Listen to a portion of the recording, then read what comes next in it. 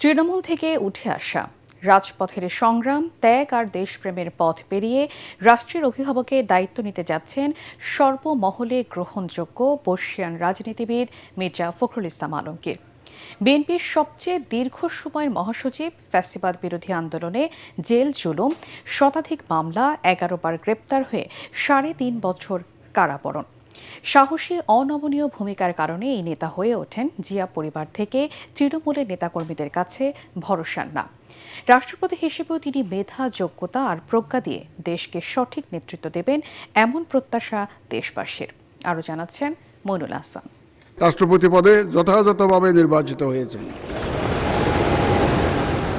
বিপুল ভোটে দেশের 23তম রাষ্ট্রপতি নির্বাচিত হয়ে বর্ণিল সংগ্রামী রাজনৈতিক জীবনের ইতি টেনে এখন বঙ্গভবনে বর্ষিয়ান রাজনীতিবিদ মির্জা ফখরুল ইসলাম আলমগীর। ত্যাগী, পরীক্ষিত, রাজনীতিতে সজ্জন আর সর্বমহলে গ্রহণযোগ্য মির্জা ফখরুল রাষ্ট্রপতি হওয়ায় আনন্দে ভাসছে বিএনপি নেতাকর্মীরা।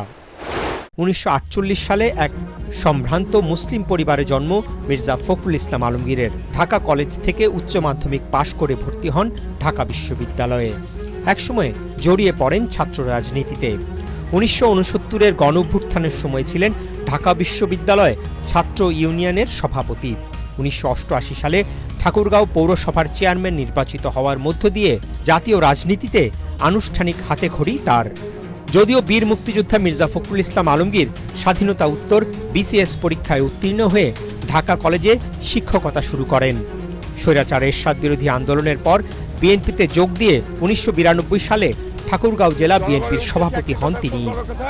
এইভাবে গণতন্ত্রকে ধ্বংস করা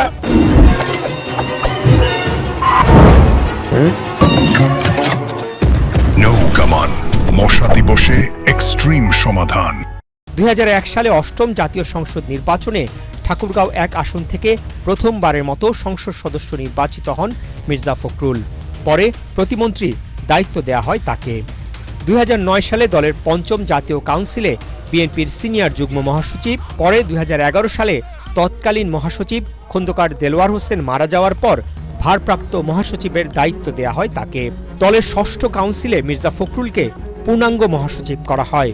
মূলত ভারপ্রাপ্ত মহাসচিবের দায়িত্ব নেয়ার পর থেকেই আন্দোলন সংগ্রামে বিএনপি নেতাকর্মীদের উপর রাষ্ট্রীয় নিপীড়ন, নির্যাতন, গুম খুনের বিরুদ্ধে কঠোর প্রতিবাদী ভূমিকায় দেখা যায় তাকে।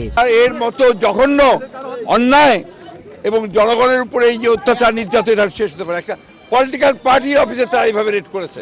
শেখ হাসিনা সরকারের একতরফা নির্বাচন, দুঃশাসনের বিরুদ্ধে সভা সমাবেশ আর হরতাল অবরোধে অনমনীয় সাহসী ভূমিকা পালন করে বেগম খালেদা জিয়া ও তারেক রহমানের পাশাপাশি নেতাকর্মীদের কাছে আস্থার প্রতীক হয়ে ওঠেন মির্জা ফখরুল। সরকার আজকে পরাজিত হয়েছে, সেই কারণেই তারা এই শান্তিপূর্ণ সমাবেশকে 1.5 দশকের ফ্যাসিবাদ বিরোধী আন্দোলনে শতাধিক মামলার আসামি হয়ে 11 বার কারাবরণ করতে হয়েছে তাকে। 2018 সালে মিথ্যা অভিযোগে বেগম খালেদা জিয়া কারাবন্দী হলে তারেক রহমানের অনুপস্থিতিতে বিএনপির প্রধান সেনাপতির ভূমিকায় অবতীর্ণ হন মির্জা ফখরুল। এ সময় রাজনৈতিক জীবনের সবচেয়ে ভয়াবহ পরিস্থিতির মুখে পড়তে হয় তাকে। নেতাকর্মীদের উপর নিপীড়ন, নির্যাতন, গুমের বিরুদ্ধে প্রতিবাদের পাশাপাশি রাজপথে থেকে অনুসারীদের সাহস জুগিয়ে গেছেন তিনি। 2024-এর জুলাই গণঅভ্যুত্থানেও তারেক রহমানের নির্দেশে ছাত্র জনতার আন্দোলন সফল করতে মির্জা ফখরুলের ছিল গুরুত্বপূর্ণ ভূমিকা। দেশপ্রেম, দলের প্রতি আনুগত্য, আন্দোলন সংগ্রামে ত্যাগ, সাহসী ভূমিকা তাকে নিয়ে গেছে সাফল্যের সর্বোচ্চ চূড়ায়।